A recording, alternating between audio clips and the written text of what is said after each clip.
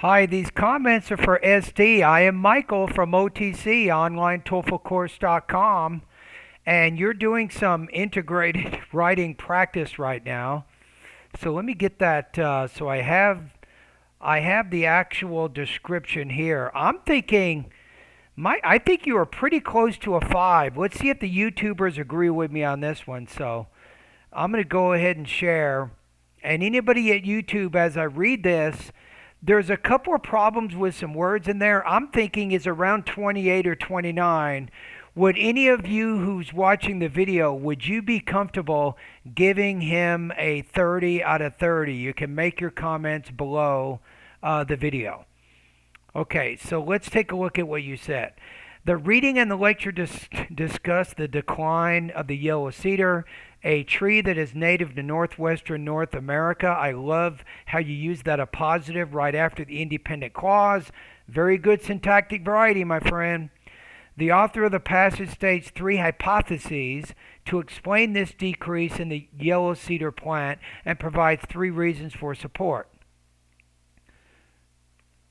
On the other hand, the professor challenges each of these points made in the reading text. First of all, the author argues that the decrease of yellow cedar plants, and you want to make this 2 words, not 1, may be because of the insect's parasite, the cedar bark beetle. However, the professor mentions that healthy cedar species are resistant enough to these insects, and they produce chemicals that have poison, which make it hard for the insects to attack these plants. What a nice sentence right there. 34 words. Perfect. You're showing you can write a combination of longer and shorter sentences of varying syntactic structures. Moreover, the speaker claims that insects only attack the dead or the damaged yellow cedar. As a result, according to the lecture, this will not be the actual cause of the decline of the yellow cedar.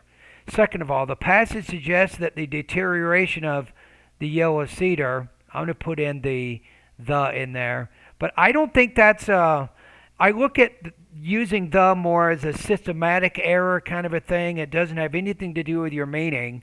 If you look at it says minor language errors as long they do not result in inaccurate or imprecise presentation of content or connections, and that's true.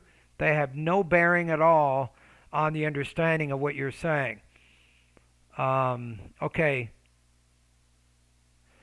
It says, in contrast, the speaker is doubtful that this is accurate. According to the lecture, the professor explains that bears are not the actual cause because bears are not available on islands. The decline of the yellow cedar species has occurred all over North America and on the island. Since the slide also happened, usually we don't use, you have to say decline, I think is better than slide. The decline also happened on the island. The fall happened with or without bears' existence. Therefore, according to the lecture, it is unlikely that bears have caused the decline of yellow cedar species.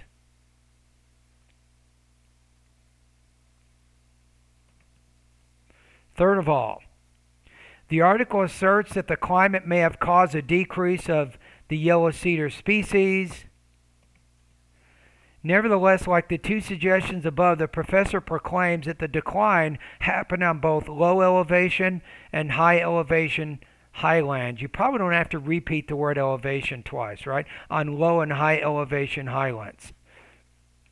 Furthermore, he elaborates that the decline occurred in low areas more than in high elevation.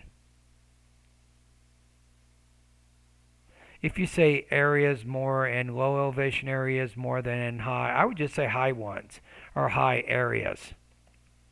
Or in low altitude areas more than high altitude. Therefore, according to the lecture, the cold weather is not the actual cause of the decline that happened for the yellow cedar species. But Michael, he's not capitalizing the yellow cedar. I don't think that's a major problem whatsoever. Okay, I'm looking over at the rubrics again. My goodness. I don't know. The prompt tells me 5. You selected the important information from the lecture, coherently, accurately presented this in relation to the relevant information in the reading. Yes, you did that. It's well organized, occasional language errors, and so on. I mean, if we look at it, I'll tell you a couple of things that I really like about it. Give me a quick second. I got all these different practice tests, and here we go, right here. Okay, let me tell you what I like about it. I'm going to go ahead and show you a few things, and anybody watching YouTube, you guys pay attention, because I'm going to give this guy 30 points. That's it, right there. I'm going to give him 30 out of 30, but the question is, well, why in the world, Michael, are you going to do that? Nobody gets 30. Well, 1% of all test takers get 30, and he's the top 1%. I really think so.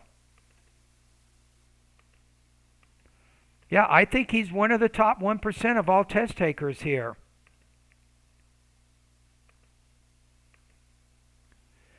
So if we kind of look at it, I'm going to show a couple of things that I think work really well here. Okay, so obviously here he has his introduction. Notice he doesn't spend a lot of time there, but he does show what the relationship is. I like the use of, on the other hand, to show the contrast between the reading and the listening passage. Then he has very consistent kind of transition words to introduce the different points. And then within each paragraph, he has, for example, you got reading point 1 here, and he's got listening point 1. He's got reading point 2 here. Again, he's got listening 2, and then he's got reading 3. He's got listening 3. So it's very easy to keep track of his information there. I also like the voice markers and the transition words. Look at how he uses the word however to show how the lecture is different from the reading passage. And then in the next paragraph, he says in contrast. That's very effective to show the difference of relationships. And then nevertheless. So he's not using the same transition word, but he's clearly showing what the relationship is. And the most important thing that really makes this a summary, and it makes it very formal, is how you say things like the reading passage and the lecture discuss. The author of the passage states. We have the professor challenges. I like how the author argues. The professor mentions. The speaker claims. I like how you're putting these voice markers. The passage suggests. The speaker is doubtful. Perfect. You're showing the relationship. The reporting verbs you're using exactly show what the relationship is. I like this. According to the lecture. So there's such a clear organization here. It's just very, very easy to understand what you're doing. And I mean, I'm looking at the rubric. The rubric doesn't lie, right? I think you've done everything that you need to do to get the perfect score. So congratulations. Can you capture lightning in a bottle? I don't know. But maybe if you did, this is what you just did here. So do exactly what you did on this integrated speaking, integrated writing practice test. Do this on the TOEFL exam. And I'm confident that you will get a score of 29 to 30 points. You also completed an integrated speaking practice test. So I have the rubrics here and your speaking task is here. What do you do after getting 30 out of 30 on the integrated writing task? My goodness. Let's see how you do here. Okay, here we go. According to the reading, the construction project in the university should be performed during summertime. This is because it could be disruptive for most of the students and even professors, and the weather in the summertime will be convenient for workers to get the job done in less time. In the listening, the woman's opinion is in favor of this change, and she supports each reason stated in this announcement. First of all, she mentions that while they were doing construction last year, they closed 4 parking a lot. Therefore, most of students and professors didn't have enough place to park their cars. And she needed to circle around the university to find parking to park her car. And she became late for the class, and even professors sometimes became late to the classes. And the second reason is that In the summertime will be convenient the weather for most of the workers because last year when the snowstorm hit the area around the university, workers took longer time to finish the construction project. According to the Okay, so I think you're at 24 to 26. Maybe some slight delivery issues, maybe some slight topic development issues.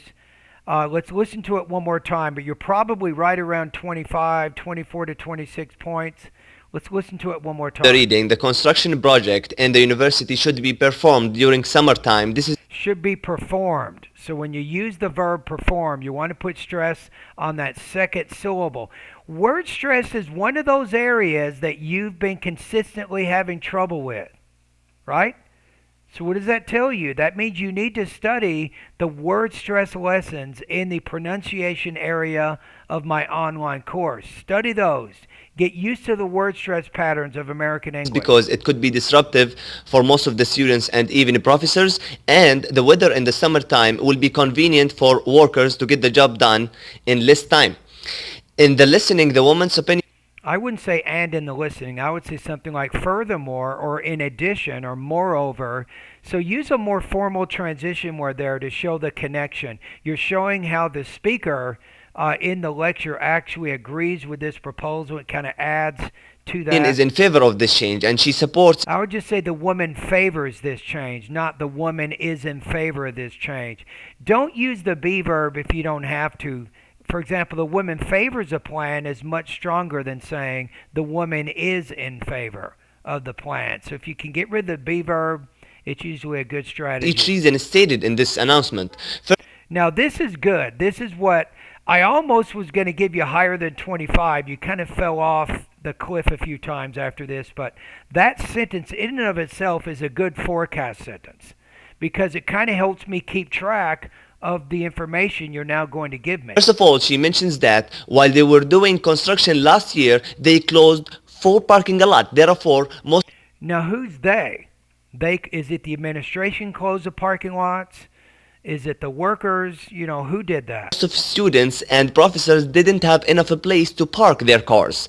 I would say they didn't have enough places. They didn't have enough parking spots for their cars. Might be better to say it like that. And she needed to circle around the university to find parking to park her car.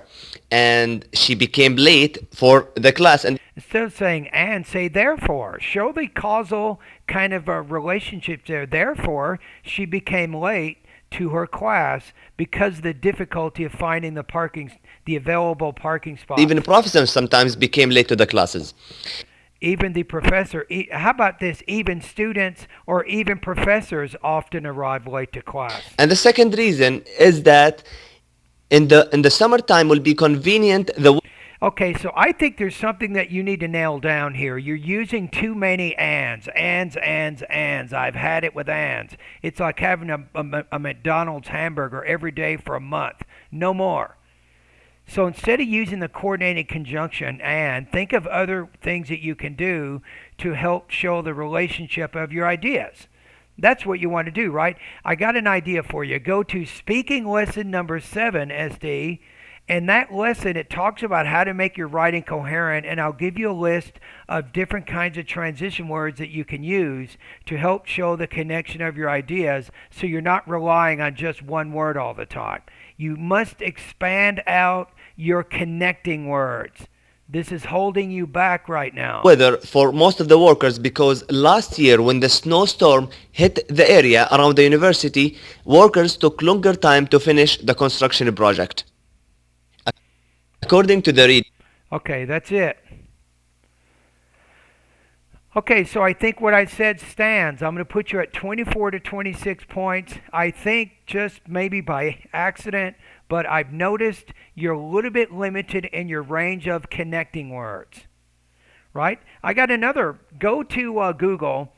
You'll find this. This will be at my blog. Type in the keywords TOEFL transition words, right? And look for the link that says better TOEFL scores. That's a good lesson for you right now. TOEFL transition words. You need to use different kinds of words to help show the relationship your ideas for two reasons. A, you will showcase that you have good vocabulary. You're not limited in the number of words you use. B, it'll make it easier to understand the connection of your ideas. So I'm going to give you 24 to 26, buddy, but very good response. Congratulations on your score on the writing. I don't think you've ever got a practice score of 30, but you just did today. Wow. All right, nice.